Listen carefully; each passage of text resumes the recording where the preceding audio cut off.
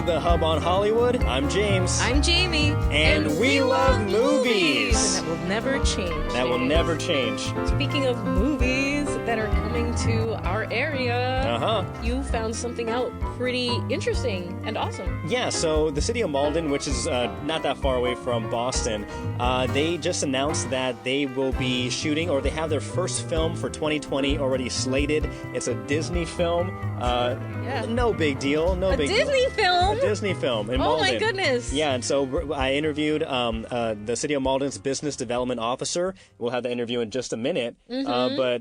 We're also talking about Knives Out. Knives Out is out in theaters. You mean that movie you're in? The movie that I'm in! Oh my gosh! No big deal also. That I went and I got to see very briefly, and I'm in it at least 8 times. And you're going to watch it how many times? At least 8 times? At least 8 times. Yeah. At least 8 times. And we're going this weekend. Woo!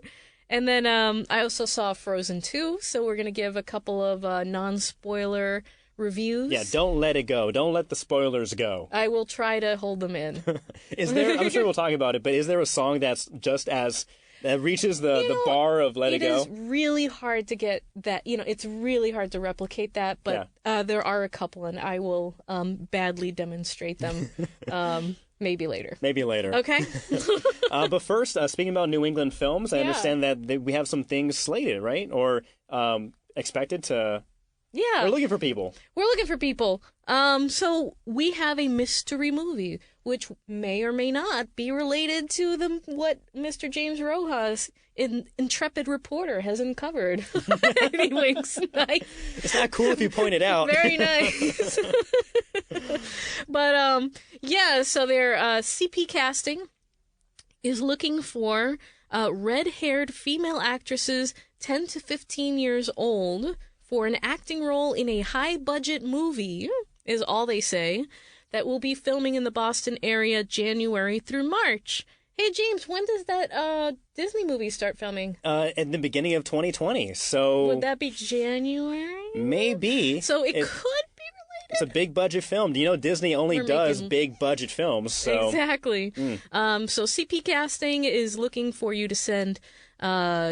photos, your name, your age, your address, all that stuff, your resume, if you have any acting experience, if you were in a play and you were Dorothy and you sang Somewhere Over the Rainbow.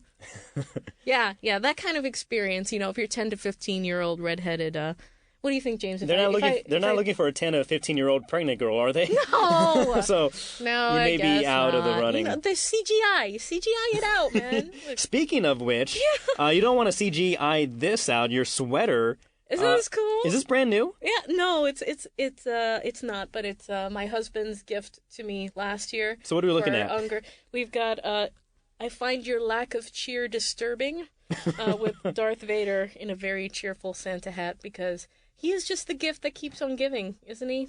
I guess so, yeah. And his progeny and everything that Disney now owns. But yes, I love this sweater. Very nice. It's my fave. It's my fave. I'll bust out the ugly sweater. Not saying yours is ugly, but I'll bust out my own ugly sweaters soon.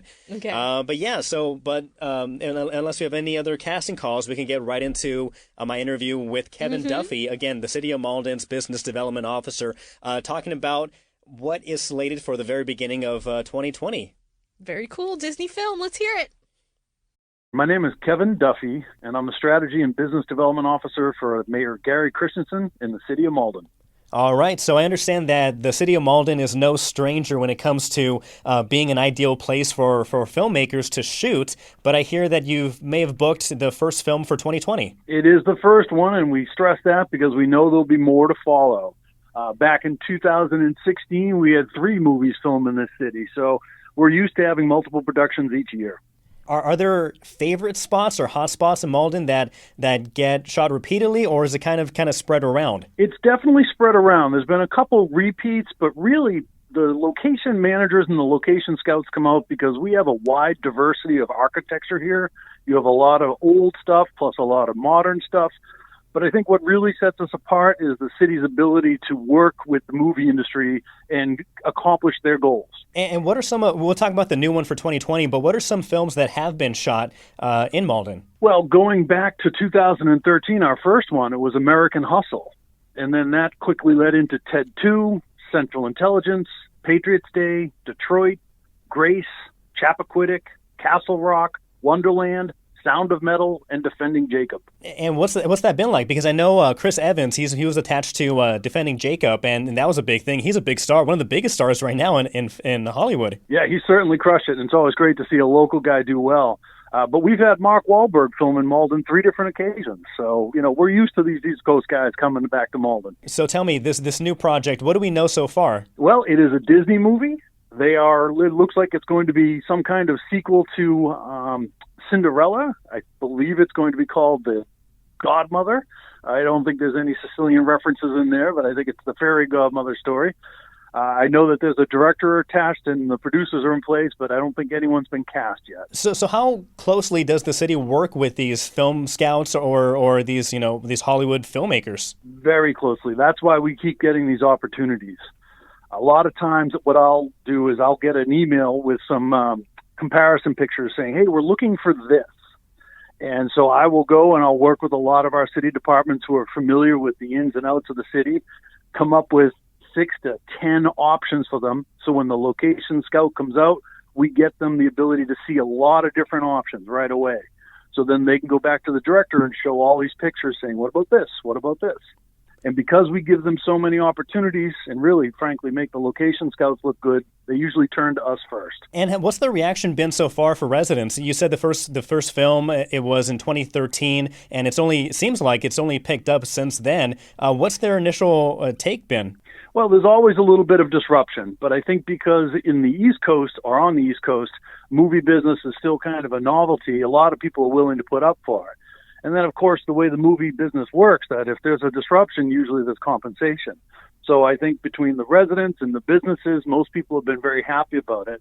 And I know the city has shown a great aptitude for working with the industry to accomplish what they need. So I think it just works on all fronts.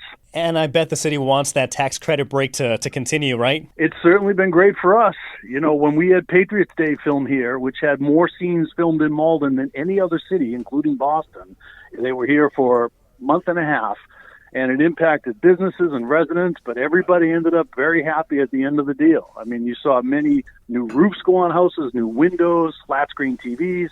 Businesses got great opportunities for exposure. We had some businesses featured prominently in the movie. And then the city had a lot of details and overtime covering all that. So the tab was picked up by the film industry right there. And so it certainly works for us. Now, I think you took exception when I said, or I spoke to a film scout who said that he believes Seaport is the next hotspot for filming in the Boston region, New England region. You took exception to that. No, I just thought it was kind of sweet that the Seaport was thinking they're going to be the next hotspot. Good for them. But it may be, I'm not sure if you guys welcome the competition, but it seems like you guys are doing well enough yourself. Yeah, really, it's, like I said, we get the first opportunity, but you have to have what they're looking for. And so by getting first opportunity, if we have it, then we land it. But if we don't, they're going to go elsewhere to try to find it. And the whole name of the game is to keep the film industry filming here in Massachusetts. So as long as they're filming somewhere in Massachusetts, I think we're all going to benefit because of it. Is there anything else you'd like to add about the latest production in 2020 or anything else that maybe you're forgetting to ask? I can't really add too much on that. We've locked down the spot right now, so I don't know too many more details, but it will be early in 2020. And so like we said before, it'll be our first production, but I don't expect it to be the last one of 2020. All right, perfect. Kevin, thank you so much. I really appreciate it. James, my pleasure. Thank you. That's really awesome, James. And so I'm expecting that there will be more casting calls as we get a little closer to filming time. And so this could be the opportunity for you if you live in the New England area, like not just Boston. I'm talking like New Hampshire, Rhode Island, Connecticut. Like if you are in the region and you want to be in a big, Disney film, keep an eye out. Sign up for the casting companies that we've been talking about. Keep listening to the Hub on Hollywood because we're letting you know when these are coming out. So absolutely tune in weekly. Because we're cool like that. Yeah. But speaking of films that have already been made and are now in theaters that I am in. Yeah. Knives Out. Knives Out. Rian Johnson. I haven't seen it yet. You haven't seen it yet, so non-spoiler review. Really briefly, This is Rian Johnson's first creation post The Last Jedi, so everybody was watching it very closely. Yeah. And as we've previously talked about here, it came together very quickly, and the people in the industry love it so much that Rian Johnson and some of his partners just got a huge chunk of change to create their own production company and keep putting out original content. This is purely from his mind, Agatha Christie type mystery murder thriller. And, you know, in this age of this is a reboot and this is a reboot and here's Frozen 10 and here's, you know, Terminator 15, like it's really refreshing to have something that's just totally brand new and you don't know what to expect. Have you heard anything about the film before I dive into a little bit about it? I've already been hearing that this is the best film of the year. I've already heard several reviewers online and out there saying that they absolutely love this film, that Rian Johnson has a fantastic eye, fantastic story. And I'll admit, as I mentioned before, I was not and still am not the biggest fan of The Last Jedi. Whether that be the story or the direction or what have you, I'm not a big fan of how Rian Johnson made that film. However, I'm also not one of those people who lingers on that. You know, it's in the past, and I don't judge future work on previous work. And with Rian Johnson, no hard feelings against Rian Johnson, and I'm always willing to, you know, go see another film if I hear it has a great buzz, a great story to it, and I'm really looking forward to it. We will be watching it later this weekend. We will be watching it later this weekend. So next week we will have the spoiler review. Yes, we prepare. will have the everything in between. Yeah, we're bringing review. the knives out and dissecting it inch by inch and chopping it up. But you know what? There's not going to be that much to chop up, James, because it is a wonderful movie. There is a reason why it has 99% on Rotten Tomatoes right now. So this was filmed in 2 locations primarily in New England. One was a private mansion. Spectacular place. Yeah. I mean, I got to spend a week there. I was the photo double, hands, feet, and driving for Anna de Armas, who plays the nurse for the character who gets killed. And she is a primary character in all of this as we try to untangle this wicked weave of family drama. So that is so. Primarily filmed in this one spectacular mansion, and then other scenes were shot at the Borderline State Park in Easton, which has a big building out there, and they created some spectacular sets.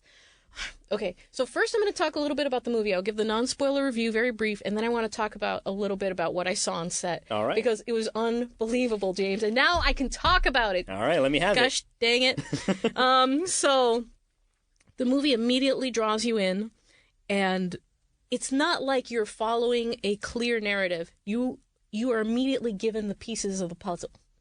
And you have to try, along with the characters, to unravel the pieces of this puzzle. And it's really cool and intriguing. So immediately pulls you in. And one of the best things about this is not just a cliche like, oh, I am a ritzy-ditzy person, and da-da-da-da. Like, these people feel very real. These characters feel very real. They don't feel recycled. They don't feel like, you know, something that's classic that doesn't quite fit. Yeah. Like, it is a very modern family drama with very modern family arguments. I'm talking about you went to Thanksgiving and you've got your uncle, the Trump supporter, and you've got your cousin, the Elizabeth hippie, Warren, the Elizabeth Warren supporter, and, hippy dippy over here. And, you've got the kids that are just, you've got one teenager who's an online troll, and the other one who's in college and trying to figure her life out. Like, it was just very real.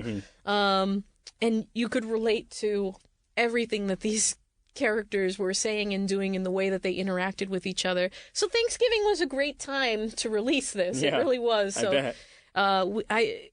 Most of the laughs are just from that, because it just feels so legit. Real and personal? Yeah, it just feels like this is exactly what's happening in my life right now.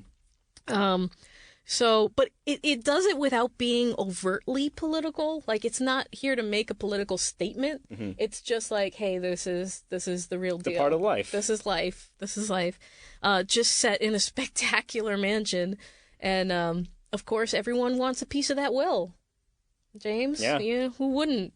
The character who dies is a world-famous author, has $60 million and all of this property to bequeath, and everything that falls out after his death. There's multiple layers to it. So there's the, who's getting the inheritance and who killed him, and was it even a murder, and all of this stuff. Was it a suicide? Was it a murder? Was it this? Was it that? And you get the pieces along the way, and it keeps you entertained throughout the entire film and laughing. It at no point gets too serious or dark, and I really think that it's wonderful because there's so many dark movies, James. There's so many dark like The Dark Knight. Yeah, or even Jojo Rabbit. Like, there's just so much darkness out there right now, and I feel like Rian Johnson did a wonderful job of giving us a little bit of a taste of that without going too far before he brought it back to the humorous and the entertaining. And so you actually leave the movie feeling good. What? What? No, but that's one thing I've heard, that, from start to end, it's just an enjoyable film. Yeah. Yeah, there's nothing, again, the pacing I've heard is great. I've heard, again, I've even though I may have heard a lot of buzz going into a film, I still personally like going in with a clear, open mind. Yeah. And just letting whatever happens. And so I'm trying not to get too hyped, but Hype. it's real. Really hyped. It's real. Okay. It is real. Okay, maybe I'm getting a little too hyped. Okay, it's not like a movie that's going to change your life. Yeah. But it is very entertaining. Let's talk about the cast really quick, because the whole cast is already amazing, grade A casting. But I'm really curious about Chris Evans and Daniel Craig. What about them? How great are they? How great are they, James? Yeah, because they're great normally already. So they're so great. No, they are. They are wonderful. Chris Evans gets to play a character that is non-heroic for once, and you can tell how much fun he had with it. It comes through on the screen. Like, he is just really enjoying himself and in flexing his acting muscles. Yeah. Not necessarily the other ones that we all know that he has, but he gets to flex his acting muscles. I apologize. And then and Daniel Craig, who is the backbone of this entire film. He has a lovely southern drawl. First of all, like, you would not be able to tell that he was not. Like, it was so good. It was so well done. It was seamless. So the accent was seamless, and the way that he picked at each and every character, and he introduces doubt into the minds of the audience on each and every person. So it's a movie with a twist. Yeah. And it's all kind of led by Daniel Craig and Ana de Armas. Yeah. I would say that they are the two biggest parts of this film. Now, correct me if I'm wrong, but didn't Rian Johnson direct Logan Lucky, or no? I don't think so. Okay, no. but honestly, anything that Daniel Craig is in, I just got more hyped this past week, just because they just dropped the new James Bond trailer, No Time to Die, and that movie looks amazing. And so I'm on the Daniel Craig train. Like, whatever he's in, I'm on. Yeah, Logan Lucky was amazing. What did you think of Logan Lucky? Okay, for that one, actually, I was a little disappointed. Really? I don't know if I was sold, or if I was giving a different picture or an idea from the trailer, and there are funny parts and everything, but for some reason, because Adam Driver's also in that movie as well, I was not that impressed or that happy with it. I don't know. Yeah, it wasn't my favorite movie either. Yeah. But I really liked what Daniel Craig did. Yeah. Oh, yeah, he was the best part of the whole movie. He was the best part, for sure. Yeah. You may say Adam Driver was the best part, but for me, Daniel Craig was the... Hey, look, as much as I love Adam Driver, I can admit when, someone else gives a really stellar performance, and Daniel Craig did that in that film, and he does that in this film, and he's part of that comedic relief and that humor. Oh my goodness. So I cannot wait to do the spoiler review, because what happens at the end, okay, yeah. So I just cannot wait to do the spoiler review, because it involves the three characters that we're talking about, and it involves Daniel Craig and Ana de Armas and another character, and it's just kind of cool. So out of 10, how many knives would you give Knives Out? I would give Knives Out 9.5 stars. I think there's one or two places where it drags a little, just a little. But not your feet scenes, not your scenes. Not my That's when it elevates. spectacular That's when it... hands and feet. I've never seen such great foot acting, Did you cheer? James. Did you stand? Did you do a... No, but I was pretty loud, like hitting my husband. I'm like, that's me! That's me! That's me trying. And the people behind you, yeah, right, get down. Right. Yeah, get nobody down, cared. lady. Nobody cared. No. And I'm telling stories in the theater, and people are looking at me, and they're like, yeah, right, no, yeah. But speaking of stories, I'll just a couple of quick ones. Yeah, okay? yeah. All right. So we're in that beautiful, beautiful mansion, in a non-disclosed place, because it was a private family that lived there. It was their actual home, and a lot of the decor and stuff was theirs. But there were a few things that were not. There were a lot of things that were not. The set design on this movie was unlike anything I've ever seen in my entire life. And I walked in and I'm like, oh my God, I hope this is not actually their stuff. Because I would be really terrified to walk into a house that had, the giant wheel of knives. Or there was one statue, there was a little room, it was a little alcove that had like these stained glass windows that went up really high. It had this giant statue in it of a ladder and a little boy at the top of the ladder holding a severed head. And like these big eyeballs and the study of the main character, and just it was so intricate and textureful. I don't know if that's a thing. Yeah, full of texture. Full of texture. And then I saw them placing some little Easter eggs. I know there are already like Easter egg videos in there, but if you pay close attention to the background, you will see some items from some other huge movies that I think Ryan just loves and wanted to. Are we get like in Indiana there for the Jones's fans. hat in the background on somebody? It's something Indiana Jones related. Oh, of course. Yeah, good instinct. I mean, awesome, great. Yeah. So yeah, in that big mansion, I had to do a bunch of scenes out in the woods, and I had to go into the house to get my makeup done for my hands. Because apparently that's a thing. Nice. Get them all smoothed out. Yeah. All that You don't want stuff. any blemishes on the. You don't want any, No. Your hands look fine. Yeah, look. Oh, the See? birthmark. Yeah, You can't have. freckle, You can't have little that freckle. there. Can't have the No. freckle. But so I had to get down this hallway, and it was kind of a little narrow hallway that opens up into these gigantic rooms, and I had to get down the hallway. But Jamie Lee Curtis was there, talking to somebody, like right at the stairs, going down the hallway, and I'm like, oh my God, it's Jamie Lee Curtis. I'm named after her, like she's my namesake, and I'm like, and I was terrified out of my mind. I was way too scared to go up to her and be like, Jamie, hey, I'm Jamie, da da da. But I had to I also didn't want to ask her to get out of my way, like. You're blocking the entire hallway. Because there's no polite way to ask somebody to move a little bit. Right. And so I'm there like frozen and kind of panicking. And then up the stairs comes, what's his name? Adam Driver? No, not Adam Driver. Imagine. That would have been a different story. That would have been Michael Shannon. Michael Shannon. Another great actor. Another great actor who's in this film and does an amazing job. He comes up the stairs and he moves her, and then so I just snuck in like behind. I'm like, whoa, great, thank God. Yeah. And so I went and I got my makeup done and all that stuff, and I got to hang out and freeze in the woods in a cold, New England November day. Several days that we spent out in the woods.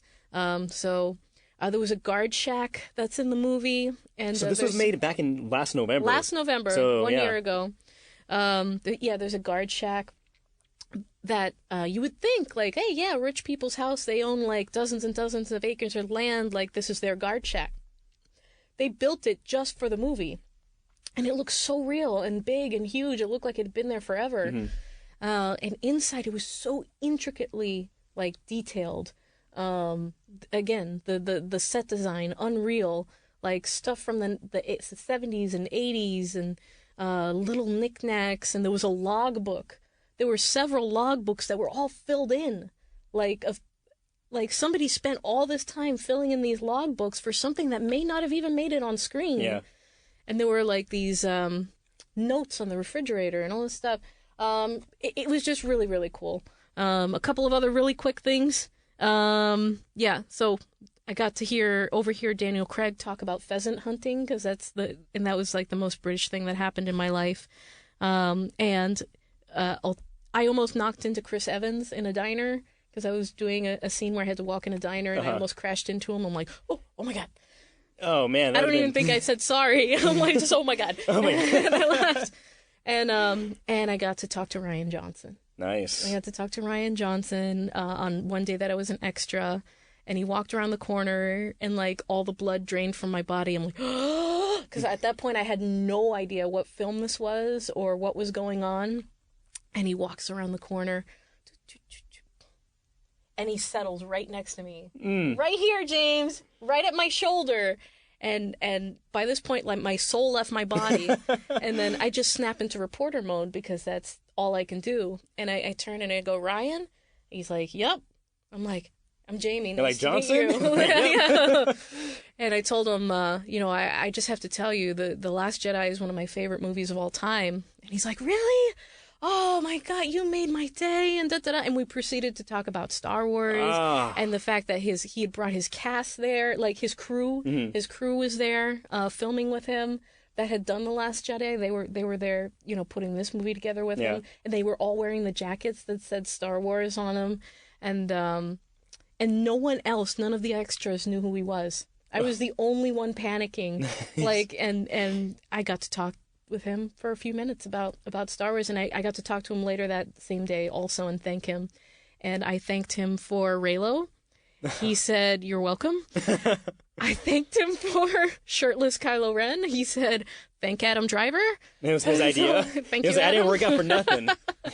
And it was just the best experience of my life, James. So that's that. Well, you know what I like to think? I like to think every now and then when Ryan Johnson's feeling down or, needs a pick-me-up, he thinks about that one lady, that one crazy lady who said that she loved The Last Jedi. Now, if I had met Ryan Johnson, I would not have said anything negative about The Last Jedi. Yeah. Again, I'm not the kind of guy who holds a person responsible for ruining something or the perception of ruining something. Yeah. I would have just said, I don't know. Nice to meet you. Yeah. You want to talk? Can I interview you? Yeah. Exactly. That's so cool, reporter mode. Yeah. We snap into reporter mode. So very cool. Awesome. He's my best friend. I can't wait to see it. I'm really excited now. I'm pretty sure I can talk about this stuff. So. Yeah. Anyways, but a bunch of other really great films in the cine. In el cine, in the theaters right now. Yeah, but before we get to Frozen 2, the review,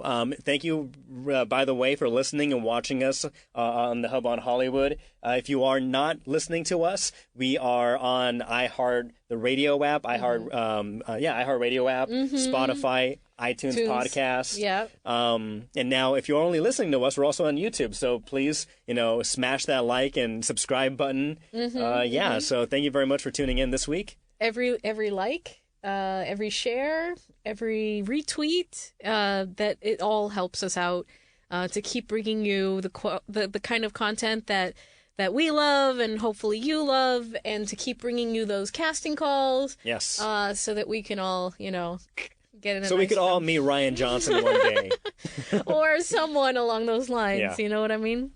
So how's your singing voice, James? Oh, it's fantastic, of course. Yeah. Why don't you give us a little "Let It Go"? Oh, I know the 3 words. Let it go. Let it go. Let it go. I don't want to do this anymore. Or something like that. Yeah. Snow blows white on the mountain tonight. All of that jazz. Not a footprint to be seen. So but now we've got Frozen 2. And some what new songs do we think? Yeah, exactly. Excellent. Good job. Yay. Yeah, you're all about Hamilton. So. Yeah, I know. So, so Frozen 2, it sounds like you liked it a lot. Yes, it was very cool. Took my 4-year-old. No pun intended, very cool. Yeah. Very cool. A very unique story. Definitely not anything I could have predicted. Can you give us a synopsis, a general rundown of what's... Synopsis, a couple years later, after the first Frozen movie, we've got a lot more songs. The sisters are kind of ruling the kingdom, and everybody's happy, and, they've kind of created a new status quo, but change is in the air, James. It's literally singing in the air. And so one of the major themes of this film is change and dealing with change and finding yourself. And we've got a much more confident Elsa who is okay with her powers, but she knows that there's still something missing. And she can't let it go. Come on! She still can't let it go. And she has to search for the truth about her origins. And then fun ensues. So there's a threat to Arendelle. There we go, Arendelle. And the sisters are forced to go on another adventure to save their home and discover their pasts. And it's really cool. And I think what they came up with as far as an origin story, it ties in very nicely to what was already there. But it's definitely not expected. It's very different. And along the way, we've... also well-paced for kids. Like I said, I took my 4-year-old. It's the first movie that I've ever taken him to where he paid attention to the whole movie. Like, it moved fast enough, and there was, a little bit of action, song, to keep his attention. And so... highly recommend it if you want to keep the kids entertained and go someplace and, renew your sanity and watch Knives Out while the kids watch Frozen 2. Or something like that, It's definitely really, really good for the kids. It's gonna keep them occupied. Do you think, sorry to interrupt, do you think 6 years is too much of a time gap between the first movie and the second movie? Or do you think, no big deal that they're able to go right back into it again? They all look exactly the same, so they're fine. The CGI characters didn't age? No. Oh, amazing. And they're all very confident and all of that, and looking to move into the next stages of their lives. It's about change. The change is in the wind. New songs are in the wind. The titular song, you might say, is that the right way to say that word? Is into the unknown, into the unknown. And then you take a really deep breath. Into the unknown. I can't that's wait the next to watch one to get this stuck movie in. now. Obviously sung a lot better by the incredible Idina Menzel, yes, who is back re-upping her role. And so is Kristen Bell. She's back. Yes. I have a soft spot in my heart for Kristen Bell. She loves sloths. I love sloths. Aww, yeah, it's meant to be. Little sloth. Yeah, sloths. Yeah. And there's also like a really bad 80s music video kind of rolled into this movie, and it's absolutely hilarious. I thought that was the funniest part of this movie. So I give Frozen how many knives out of 10? I'm kidding. Well, see, my standard rating system is shirtless Kylo Rens. I give it 4 shirtless Kylo Rens. Out of 5? Out of 5. Really? I don't know why it's not 10, but that's just what I decided. Now, I've heard mixed things about Frozen 2. I've heard, again, you may have loved it, may be perfect for kids. I don't know. I've heard a couple of reviews of the story. It's kind of jumbled, that there are things that really don't make sense. One reviewer I heard is that they said, you had 6 years to make this movie, and you came up with this story. So again, this is not my demographic. It's not aimed towards me. I'm aware. So I'm not sure I will see it. But if little Nicky, if he enjoyed it, if you think other kids will enjoy it, then I think kids enjoy it because they're not necessarily paying attention to those sorts of things, but like the plot. Yeah, exactly. They're just like, ooh, this is cool. This is a cool song, and that's a funny reindeer. And look at that rock monster. Olaf. Olaf. Yeah. Oh, Olaf gets he gets good time. He gets good time in this film. I'm a big fan of Josh Gad. Josh Gad's amazing, so. Yeah. But I would agree, maybe the story is a little jumbled at times, and hard to follow, but it is very good for the kids. Very nice. For the youngins. All right, perfect. Well, I will definitely be watching one of those two films, which will be Knives Out next weekend. But very cool. Yay! Cool. Anything you're excited for in the future? In the future? Any new movies? Well, we've got Little Women that's coming out Christmas Day. Filmed in New England. Filmed in New England. I got to be in that one also. What haven't you been in? Well, anything that was filmed last year, I was in. This year, you're not in The Mandalorian, are you? You're not Baby Yoda, are you? Like, have you seen Baby Yoda's hands? They're right here. Look at that. They're right there. Speaking of which, my mom, she came down for Thanksgiving. My mom and dad came down for Thanksgiving last week, and she got Disney Plus. So, of course, as a great mother, she gave me her password. Ta-da! And I binged The Mandalorian, all 4 episodes that are out so far, and I loved it. Oh my gosh, James! You were hyping it up. Everyone's hyping it up, and I was already expecting great things when I watched it. It's better than I expected. I realized, during the second episode that I haven't stopped smiling while watching the show. It's so good. Like you mentioned before last week, that it makes you feel like you're rewatching Star Wars for the first time again. You're opened up into this whole new but also familiar universe. And the Mandalorian, the main character, is fantastic. Baby Yoda. Yes, I can't say enough about Baby Yoda. Oh my gosh.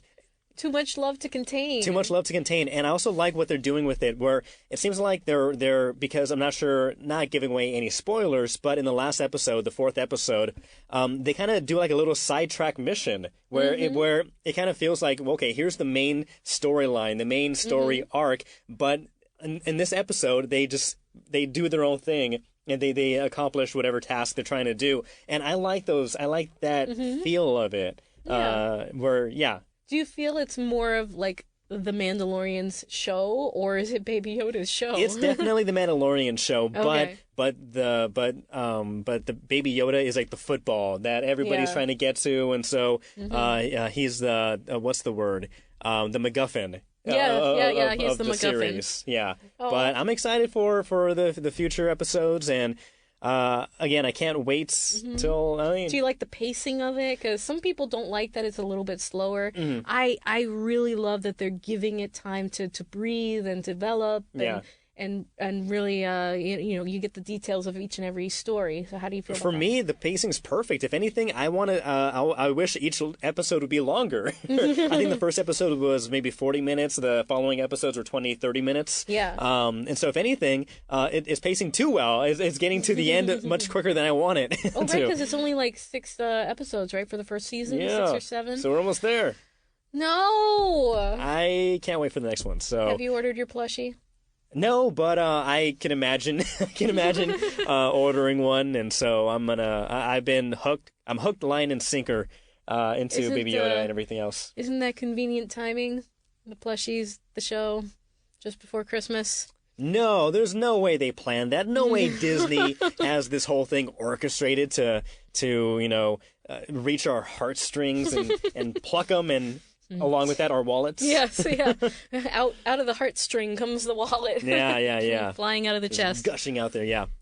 But yeah, that's where I'm at right now. That's really awesome. So I'm glad that you now have access to Disney Plus. Yes. I will be asking you more about it. Yeah, last tidbit, I'm also rewatching The Simpsons. I love The Simpsons, especially the first early episodes, or first seasons, rather. Yeah. And it's some of the best television ever. And if you haven't watched The Simpsons recently, start again and go through it, because I'm on season 2 right now of The Simpsons, and it's hilarious. I wish obviously The Simpsons still going on. I wish they would have kept the same, I don't know, the quality of the jokes and the writing but yeah, so it's but nice. But now you have access to all of it in one place. Like The Simpsons practically raised my husband and myself. Yeah, yeah. And he was buying like big box sets of DVDs, and it just got too expensive, and there was nowhere to put them all.